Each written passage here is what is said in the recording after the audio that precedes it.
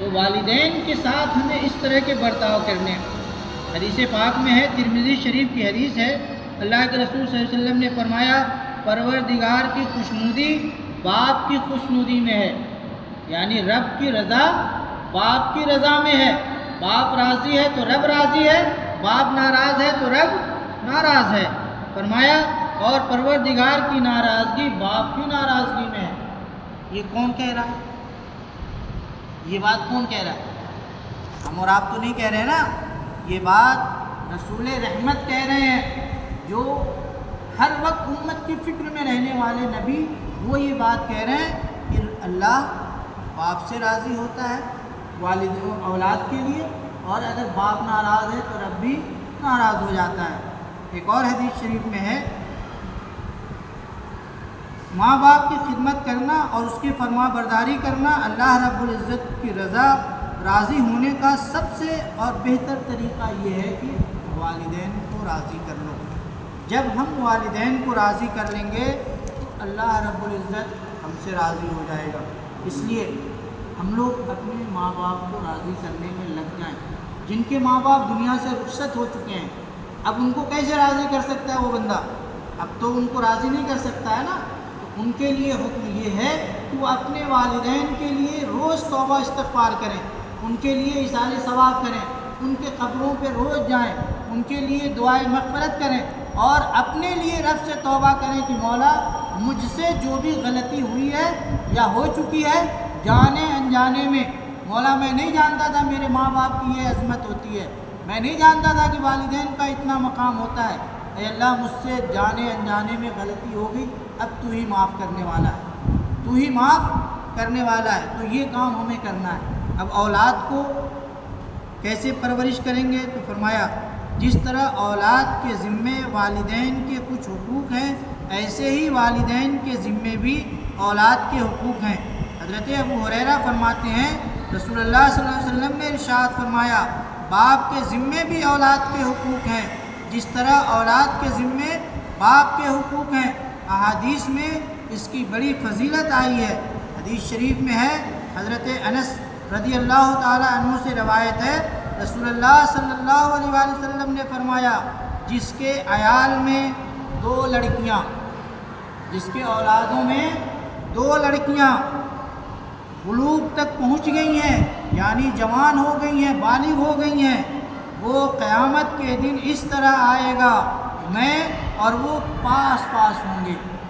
اللہ کے نبی نے کہا جس کی 2 بچیاں ہیں اس نے خوب اچھی طرح پرورش کی، اس کی خوب عزت اور خاطر تواضع کی، اس کو پڑھایا لکھایا، بڑا کر دیا، شادی کر دیا، تو فرمایا وہ شخص اور میں دونوں پاس پاس میں ہوں گے۔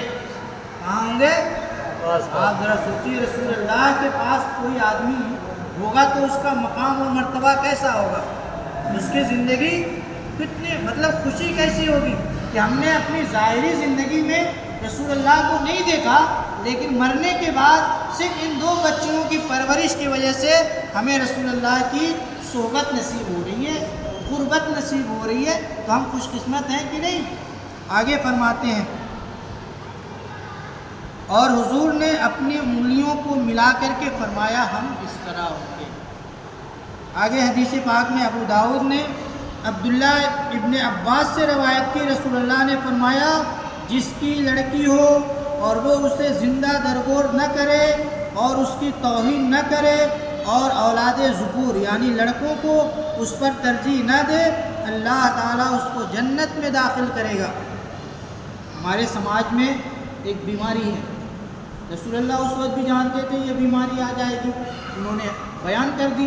ہم لوگ کیا کرتے ہیں کہ ہماری اگر 2 بچیاں ہیں یا 1 بچی 4 بچیاں ہیں اور 1 بیٹا ہے نا، جو 1 ہوتا ہے اس کے طرف ہم توجہ بہت کرتے ہیں، اور جو 1 سے زیادہ ہوتا ہے اس کے طرف کیا کرتے ہیں؟ کم کرتے ہیں۔ اگر لڑکی 2 ہے تو لڑکے کی طرف بہت دھیان دیں گے، اور لڑکی جو ہے 1 ہے اور لڑکے 2 ہیں تو لڑکی کی طرف بہت دھیان دیں گے۔ اللہ کے نبی نے کہا کہ دونوں میں فرق نہ کرو، دونوں میں بھید بھاؤ نہ کرو، بھید بھاؤ کرو گے تو اللہ تمہیں جہنم میں ڈال دے گا، اور اگر دونوں کو ایک جیسا دیکھنا، پڑھانا لکھانا، ان کی خیر خواہی کرنا تو اللہ تمہیں جنت میں داخل کرے گا۔ حضرت عمرو بن سعید رضی اللہ عنہما سے روایت ہے کہ رسول اللہ صلی اللہ علیہ وسلم نے فرمایا، والد کا اپنی اولاد کو اس سے بڑھ کر کوئی عطیہ نہیں کہ اسے اچھے آداب سکھائے۔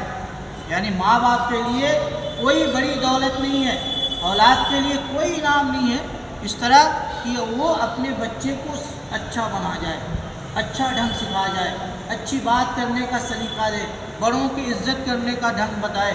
یہ جو ادب ہے، تہذیب ہے، اگر آپ نے اپنے بچوں کو یہ سکھایا تو آپ نے سب سے بڑی دولت اپنے اولاد کو دی ہے۔ اور آپ نے یہ سب نہیں سکھایا، دولتیں بھر دی آپ نے گھر میں، آپ کا انتقال ہو گیا، وہ دولتیں لٹاتا رہے گا، آپ مر گئے، آپ کے لیے ایصال ثواب نہیں کرے گا، آپ کے قبروں پہ کبھی نہیں جائے گا، آپ کے لیے دعا درود نہیں پڑھے گا، پڑھوائے گا، تو نقصان کس کا ہے؟ نقصان کس کا ہے؟ باپ کا نقصان ہے۔ تو ہم لوگ عقل مند باپ ہیں یا بیوقوف باپ ہیں؟ بیوقوف ہے نا، اپنے بچوں کو صحیح تربیت نہیں دے رہے ہیں۔ عقل مند تو وہ ہے جو صحیح تربیت دے۔ تو ہم اپنا فائدہ دیکھیں، اپنا فائدہ دیکھیں گے نا، تو اپنا فائدہ کیسے ہوگا؟ جب اسے گالی سکھائیں گے، اسے اچھی بات کرنے کا ڈھنگ سکھائیں گے، بڑوں کا عزت سلام کرنا، چھوٹوں سے محبت کرنا۔ گھر میں دو بھائی ہیں، ان میں ایک دوسرے میں لڑائی ہو رہی ہے، ان کو بیٹھا کے سمجھانا، بیٹے دونوں بھائی مل جل کر کے رہو، تھوڑا تھوڑا بانٹ کر کے کھا لو۔ اگر وہی لڑائی ہوتی رہی اور آپ جیسے مرے تو آپ کو دفن بعد میں کریں گے، پہلے زمین جائیداد بٹوارا کر لیں گے، بھلے بڑے میاں کو بعد میں لے جائیں گے، پہلے اپنا اپنا حصہ لے لو۔ تو اس سے ہمیں بچنا ہے۔ ابن ماجہ نے حضرت انس سے روایت کی، رسول اللہ صلی اللہ علیہ وسلم نے فرمایا، اپنی اولاد کا اکرام کرو اور انہیں اچھے آداب سکھاؤ۔ حضرت ابو امامہ رضی اللہ تعالیٰ عنہ سے روایت ہے، رسول اللہ صلی اللہ علیہ وسلم نے فرمایا، جو شخص یتیم کے سر پر محض اللہ کو راضی کرنے کے لیے اس کے سر پر ہاتھ پھیرے تو جتنے بال اس کے ہاتھوں سے گزرے ہر بال کے مقابل میں اس کے لیے نیکیاں ہیں، اور جو شخص یتیم لڑکی یا یتیم لڑکے کے سر پر احسان کرے، میں اور وہ جنت میں ایک ساتھ ہوں گے، ہے نا۔ تو ہمیں کیا کرنا ہے؟ اپنے والدین کے ساتھ بھلائی کرنا۔ ایک اور بڑا مسئلہ ہے ہمارے ساتھ، حدیث پاک میں ہے، اللہ کے نبی نے فرمایا اولادوں کو کہ اپنے والدین کو گالی نہ دو۔ کیا کہا؟ اپنے والدین کو گالی نہ دو۔ تو صحابہ کرام موجود تھے، تو کہا یا رسول اللہ، کوئی بچہ اپنے ماں باپ کو کیسے گالی دے گا؟ اپنے ماں باپ کو کیسے گالی دے گا؟ تو اللہ کے نبی نے فرمایا وہ اس طرح گالی دے گا کہ وہ کسی کے ماں کو گالی دے گا، وہ پلٹ کر کے اس کے ماں کو گالی دے گا، ہے نا۔ تو گویا اس نے اپنے باپ کو، اپنے ماں کو گالی دے رہا ہے۔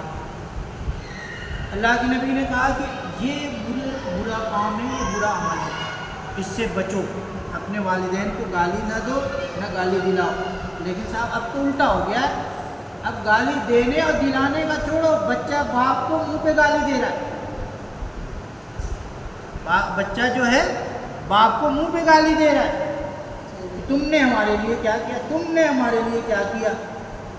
یہ ایسے اولاد ہیں جن کا ٹھکانہ نہ دنیا میں بہتر ہے نہ آخرت میں بہتر ہوگا۔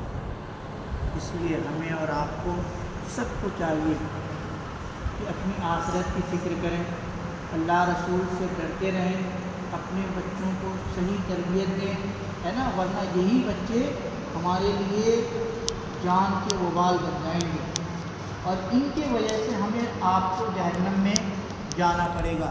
اللہ رب العزت ہم سب کو عمل خیر کی توفیق عطا فرمائے، گناہ کبیرہ صغیرہ سے بچائے رکھے، اپنے اپنے والدین کا وفادار اور فرما بردار بنائے رکھے، ہمیں اپنے والدین کی خدمت کی توفیق عطا فرمائے۔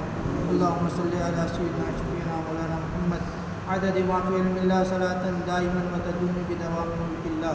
سبحان ربک رب العزت عما یصفون وسلام علی المرسلین والحمد للہ رب العالمین۔ آمین۔